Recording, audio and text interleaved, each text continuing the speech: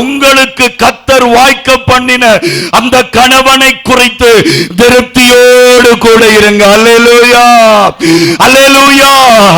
நல்ல கணவனை மனைவியின் பலவீனத்தில் அறிய முடியும் என்று சொல்லுவார்கள். உங்களுடைய பலவீனத்திலையும் உதவி செய்யாத கணவன் உங்களுக்கு கிடைத்தாலும் பிரச்சனை இல்லை. ஆண்டவற்ற கிருபையால பயபக்தியோடு திருப்தியாக இருக்க நீங்கள் அழைக்கப்படுகிறீர்கள். அல்லேலூயா. அங்கே கல்யாணம் பண்ணி ஒரு சில மாதங்கள் கடந்து ஒரு மகளுடைய கைகள் அங்கே தடிப்பங்களாக இருந்தது. ஒரு விதமான சொறித்தன்மையாக பருக்களோடு இருந்தது. அந்த மகளுக்காக பாரத்தோடு ஜபிச்சு அவளை ஒரு தகப்பனை போல விசாரித்த பொழுது அவள் சொன்ன காரியம் என்ன தெரியுமா? நான் கல்யாணம் கட்ட முன்னுக்கு இந்த சோப்பைத்தான் பாவித்தேன். இந்த இப்ப பாவிக்கிற சோப்புகள் எனக்கு ஒத்து வரையில, அதெல்லாம் எனக்கு பருக்கள். அப்ப நான் சொன்னேன், ஏன் நீ புருஷனுக்கு சொல்லக்கூடாதா? அவர் அந்த சோப்பை வேண்டி தருவார் தானே. அப்பொழுது அவள் கண் கலங்க, அப்பா நான் உங்களுக்கு தான் சொல்லுகிறேன், நான் எத்தனையோ தடவை சொல்லியிருக்கிறேன், எனக்கு வேண்டி தரவே இல்லை. வேண்டி தர சோப்பை போட போட எனக்கு கை பொங்கிக் கொண்டே இருக்கிறது.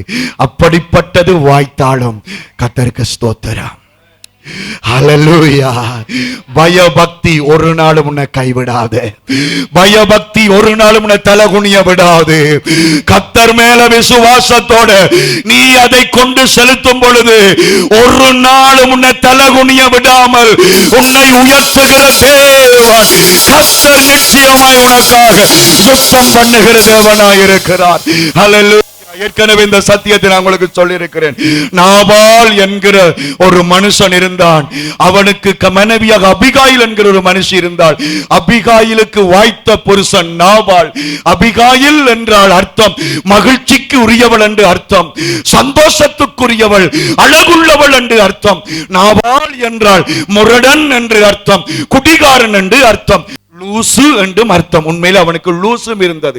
ஆகவே கவனிங்க, இந்த பயபக்தியான இந்த மகிழ்ச்சியான இந்த அபிகாயிலுக்கு வாய்த்தது ஒரு முரடன், ஒரு குடிகாரன், ஒரு லூசன். ஆனால் வேதத்தில் 2 சாமுவேல், நீங்க வீட்டை போய் படிங்க, 1 சாமுவேல் 25வது அதிகாரம் முழுவதும் நீங்கள் வாசித்தால் இந்த அபிகாயில் ஆனவள் அந்த முரடனோட, அந்த குடிகாரனோட, அந்த பைத்தியக்காரனோட திருப்தியாக வாழ்ந்த பொழுது கர்த்தர் அவளை ஆசீர்வதித்து எல்லா வேதனையிலிருந்தும் அவளுக்கு விடுதலையை கொடுத்தார். அல்லேலூயா, அல்லேலூயா, அல்லேலூயா. எனக்கு அருமையான தேவனுடைய பிள்ளைகளே, உங்களுடைய வாழ்க்கையிலையும் சில வாய்த்த கணவன்மார் முரடன்களாக இருக்கலாம், எந்த நேரம் அடிச்சு துன்பப்படுத்துறவங்களா இருக்கலாம், உங்களை புரிஞ்சு கொள்ளாமல் ஊராய் சுத்துகிறவங்களா இருக்கலாம். ஆனால் உங்களுடைய முழங்கால் ஜெபத்திற்கு கர்த்தர் வல்லமையை வைத்திருக்கிறார். கையெத்தி சொல்லுங்க, அல்லேலூயா, அல்லேலூயா. நீ மனசை விடக்கூடாது. ஆமென் சொல்லுங்க. இனி எனக்கு இந்த வாழ்க்கை சரி வராது என்று மனசை விடாத. கர்த்தர்ட்ட நீ திருப்தியாக ஜெபம் பண்ணினால் கர்த்தர் அதை மாற்றுவார். அல்லேலூயா. என்னுடைய 20-22 வயசுல இந்த செய்தியை நான் கேட்டேன். அப்ப ரேடியோல விஸ்வவாணி என்று சொல்லி காலை 5:30க்கு பிரசங்கம் போகும். அந்த 5:30 பிரசங்கத்தில் அவர் ஒரு சாட்சியை சொன்னார். அப்ப அந்த காலத்தில் டெலிபோன்கள் அங்கே கண்டுபிடிப்பு, அதாவது அந்த டெலிபோன் பாவனைகள் கைகளில் கிடைப்பதற்கு முன்பான காலத்தில் அமெரிக்கா தேசத்திற்கு இந்திய தேசத்தில் இருக்கிற ஒரு விசுவாசியுடைய ஒரு கணவன் அமெரிக்கா தேசத்துக்கு போய்விட்டான். அங்கே கல்யாணம் கட்டிட்டு வேலைக்கு போன பொழுது பல வருஷங்கள் கடிந்தது. அவன் ஒரு கடிதத்தை எழுதி அனுப்பினான். உன்னை என்னால் அமெரிக்காவுக்கு எடுக்க முடியாமல் இருக்கிறது, ஆகவே இங்க இருக்கிற ஒரு பெண்ணை நான் விரும்புகிறேன், அவளை திருமணம் பண்ண போகிறேன், இத்தனையாம் திகதி எங்களுக்கு திருமணம் நடக்க போகுது என்று சொல்லி அவளுடைய போட்டோ எல்லா காரியங்களையும் இவளுக்கு அனுப்பி இருந்தாள். இவளுடைய கைக்கு அது வந்த பொழுது அவள் மிகுந்த வேதனைப்பட்டவளாக, ஆனாலும் கர்த்தருடைய பயபக்தியோடு தன்னுடைய ஜெப அறைக்குள்ள போனாளாம். போய் ஆண்டவரை ஜெபிச்சாள். ஆண்டவரே, என்னுடைய கணவனாகத்தான் நான் அவரை அனுப்பினேன், உம்மை நம்பி. நான் உம்மை இப்பவும் நம்பி இருக்கிறேன். அவர் வரும் பொழுதும் என்னுடைய கணவனாகவே வர வேண்டாம். ஹல்லேலூயா. வேறொருத்திட கணவனாய் வரக்கூடாது, கணவனாகவே வர வேண்டும். காலங்கள் கடிந்தது. அந்த மகனுக்கு திரும்ப இந்தியாவுக்கு வந்து போகிற விசா கொடுத்தார்கள். அவன் வரும் பொழுது தன்னுடைய மனைவியை கூட்டிக் கொண்டு போய் சபையில சாட்சி சொன்னானா, இப்படித்தான் திருமணத்துக்கெல்லாம் நாள் குறித்து இருக்கும் பொழுது என்னுடைய மனைவிக்கு ஒரு தகவல் அனுப்புவோம் என்று அனுப்பியிருந்தேன். குறிப்பிட்ட நாளுக்கு பிற்பாடு அந்த திருமணம் பண்ண போகிற அந்த இரண்டாவது பொம்பளைய பார்க்கும் பொழுதெல்லாம் ஒரு வெறுப்பு எனக்குள்ள வர தொடங்கியது.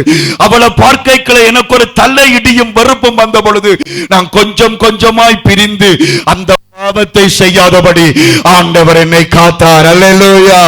எதினால்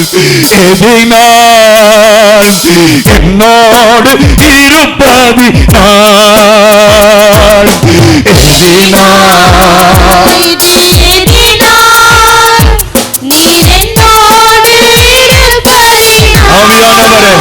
ஆவியானவரே, அல்லேலூயா சொல்லுங்க. அல்லேலூயா. தேவனால நேசிக்கப்பட்ட ஜோபுவுக்கு வாய்த்தொரு பொம்பளை, புருஷனையே சாகடிக்கிற பொம்பளை. தேவனால நேசிக்கப்பட்ட அபிகாயிலுக்கு வாய்த்தொரு கணவன், குடிகார கணவன், முரட்டு கணவன், பைத்திய வியாதியுள்ள கணவன்.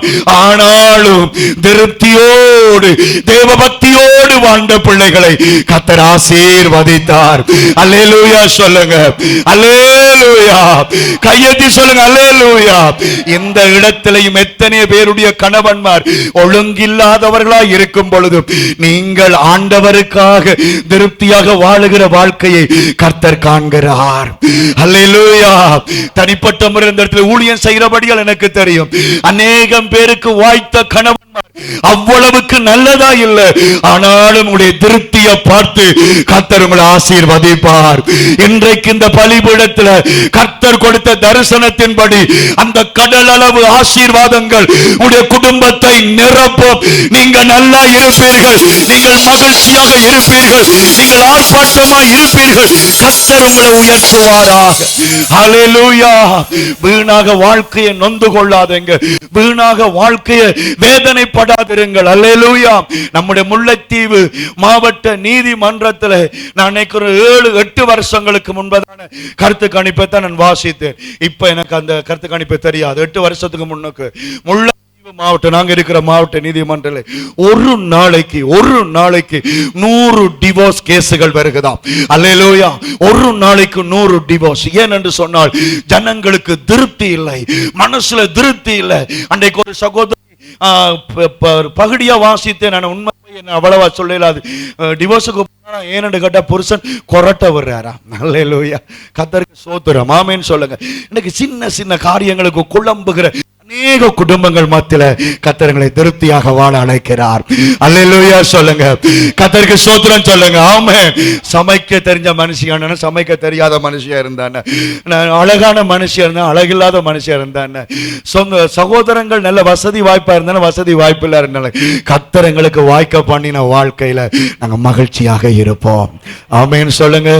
ஜோபு தன் மனைவியோடு திருப்தியாக வாழ்ந்தார். அல்லேலூயா. அபிகாயில் தன் கணவனோடு திருப்தியாக வாழ்ந்தார். அல்லேலூயா. அடுத்ததாக